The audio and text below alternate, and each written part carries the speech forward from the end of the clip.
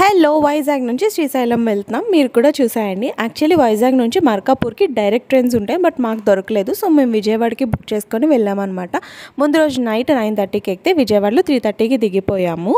And దిగగానే waiting హాల్లో fresh అయ్యి విజయవాడ బస్ స్టాండ్కి వెళ్ళిపోయాము అనమాట.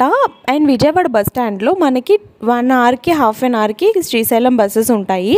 మేమైతే మార్నింగ్ 7 o'clock బస్సు పిక్ చేసుకున్నాము. 7 o'clockకి విజయవాడలో బస్ ఎక్కితే శ్రీశైలం మనకి 3 o'clock కల్లా దింపేస్తాడు.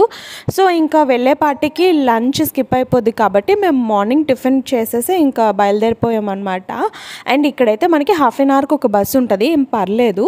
అండ్ బస్ ఛార్జెస్ విజయవాడ నుంచి శ్రీశైలంకి పర్ హెడ్ 550 రూపీస్ ఛార్జ్ చేస్తారు. డైరెక్ట్ కొండపైనే దింపేస్తారు. అండ్ శ్రీశైలంలో మా దర్శనం ఎలా అయింది, మేము ఎక్కడెక్కడికి వెళ్ళాం, ఏమేమి దర్శించుకున్నాం, చూడాల్సిన ప్లేసెస్ ఏంటి అనేది నేను నెక్స్ట్ షాట్లో పోస్ట్ చేస్తాను. Until then bye guys, subscribe చేసుకోండి అండ్ వీడియోని లైక్ చేయండి, షేర్ చేయండి.